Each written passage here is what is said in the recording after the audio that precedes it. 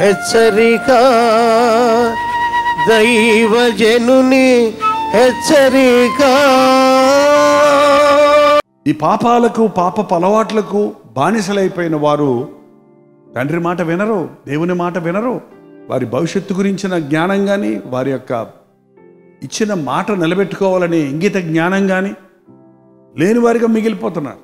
ఈరోజు యేసు ప్రభువును నమ్మామన్న వాళ్ళందరికీ, మేము క్రైస్తవులం అని చెప్పుకునే వాళ్ళ భక్తి ఎలాగుందంటే ఈ రెండో కుమారుడు భక్తిలాగే ఉంది. ఈ రెండో కుమారుడిలాగా వాళ్ళు నోటి మాటలతో ఎక్కడలేని భక్తి చూపిస్తారండి. ప్రార్థనలు చేస్తారు, పాటలు పాడతారు, కానుకలు ఇస్తారు, నోటితో గణపరుస్తారు, కానీ వారి హృదయం నాకు దూరముగా ఉందన్నాడు ప్రభు.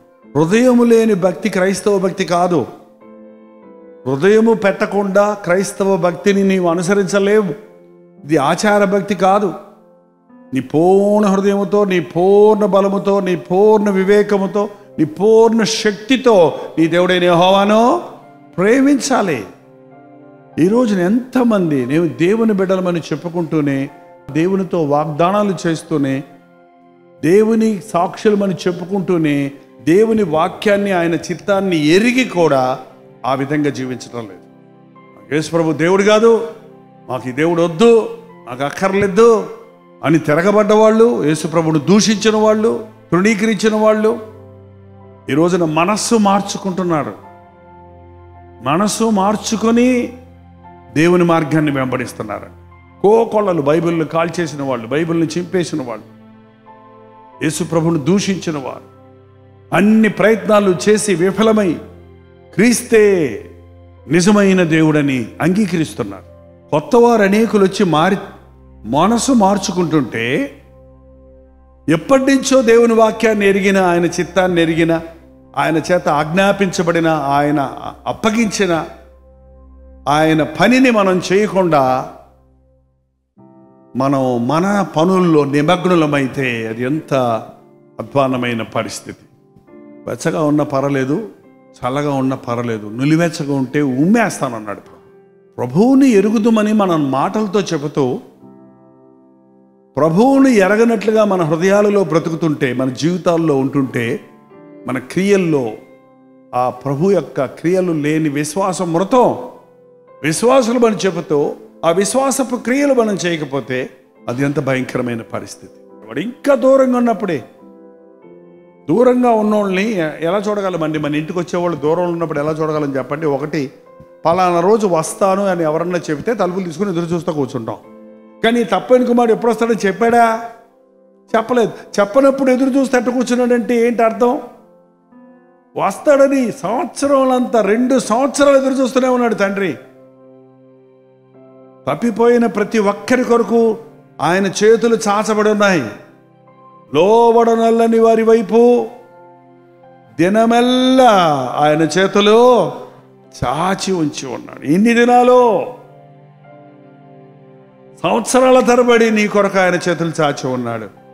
చాలామంది మరి జీవితం అంతా అయిపోయేదాకా మంచాన పడే వరకు ప్రభు గుర్తు రావటం లేదు. ఎంత త్వరగా నువ్వు ప్రభు దగ్గర తిరిగితే నీవంత ధన్యుడు.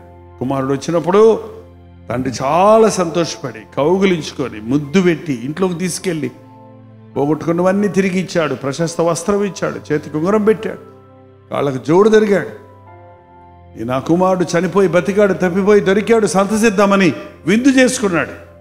చాలా సంతోషంగా ఉన్నాడు తండ్రి చాలా కాలం తర్వాత.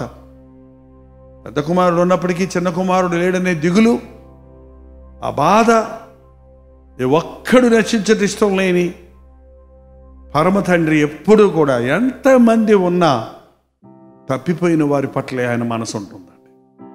99 గొర్రెలు వదిలిపెట్టి తప్పిపోయిన గొర్రెని వెతికేవాడు మన ప్రభువు. అది ఆయన ప్రేమ. తండ్రి మాటకు ప్రేమతో లోబడదాం. తండ్రి మాటను, తండ్రి ప్రేమను ఇతరులకు పంచుదాం. ప్రార్థన. పరిశుద్ధుడా, ప్రేమగల తండ్రి, ఎన్నోసార్లు అయ్యా పోదునని చెప్పి నాయన పోకుండా ఉన్నామయ్యా, చేయుదునని చెప్పి చేయకుండా ఉన్నామయ్యా, నీ మాట వింటామని వినకుండా తిరగబడుతున్నామయ్యా, నీ మాటను పెడచెవిని పెట్టి మా ఇష్టాన్ని చేర్చుకుంటున్నామయ్యా. అయ్యా, మా మాటలలో భక్తి చూపిస్తున్నామే కానీ మా చేతల్లో భక్తిహీనత కనబడుతుంది నాయన. ఎట్టి స్థితి మాలో లేకుండా చేయి తండ్రి. అయ్యా, నీ ఒక పని చెప్పినప్పుడు, నీ ఒక బాధ్యత అప్పగించినప్పుడు తండ్రి చాలాసార్లు నా చేత కాదు, నేను చెయ్యలేను, నేను చెయ్యను, నేను పోను అంటున్నామయ్యా. అయితే మమ్మల్ని ఇంతగా ప్రేమించిన ప్రభు, మా కొరకు తన సొంత కుమారుని ఇచ్చిన ప్రభు, ఆయన కొరకు ఒక చిన్న పని చేయమంటే చేయలేకపోయానే అని మనసు మార్చుకున్న పెద్ద కుమారుడిలాగా మా మనస్సు మార్చుకోవడానికి సహాయం చేయి తండ్రి. నీ మాట వింటే భూమి యందు శ్రేష్టమైన భోజనము విషయాలను సంతోషిస్తారన్నావు. సమ్మతించి మీరు నా మాట నీడల భూమిలో ఉన్న సారవంతమైన వాటిని మీరు అనుభవిస్తారన్నావు. నీ మాట వినటం వలన మాకే లాభమయ్యా, నిన్ను సేవించటం వలన మాకే భాగ్యమయ్యా, నీతో ఉండటం మాకే శ్లాఖ్యతయ్యా. ఇంతకు మించిన ఆలోచనలు, ఆ పెద్ద కుమారుడికి వచ్చిన ఆలోచనలు మాకు రాకుండా సహాయం చేయి తండ్రి. సడిగే గొనిగే మనస్సు మాలో తీసివేయను ఆయన. ఇతరులను చూచి పోల్చుకునే మనసు మాలో తీసివేయను ఆయన. మనస్సాక్షి చేత గద్దించబడిన వారై ఆ తప్పిపోయిన కుమారుడు వరే తిరిగి వచ్చి తప్పులు ఒప్పుకొని పశ్చాత్తాపడడానికి సహాయం చేయి తండ్రి. నీకును పరలోకమునకును విరోధముగా నేను పాపము చేసి ఉన్నాను అన్న పశ్చాత్తాపం మా కుటుంబాల్లో దయచేయను ఆయన. యేసు క్రీస్తు నామములో అడుగుచున్నాము తండ్రి. మన తండ్రి అయిన దేవుని యొక్క ప్రేమయు, కుమారుడైన క్రీస్తు యొక్క కృపయు, ఆదరణకర్త అయిన పరిశుద్ధాత్మ యొక్క సహవాసము కూడి వచ్చిన మనందరికీ ఎప్పుడునూ సదాకాలము తోడై ఉండును గాక. ఆమేన్, ఆమేన్, ఆమేన్.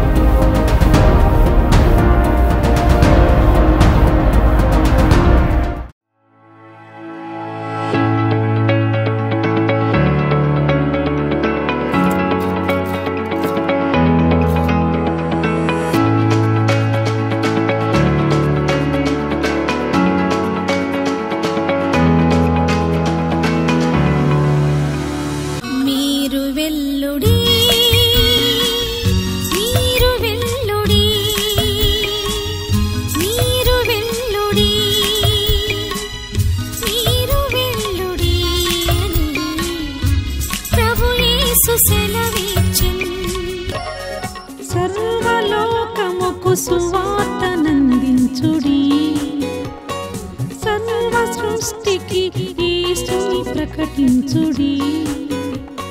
సర్వలోకముకు సువార్తనందించుడి, సర్వ సృష్టికి యేసుని ప్రకటించుడి.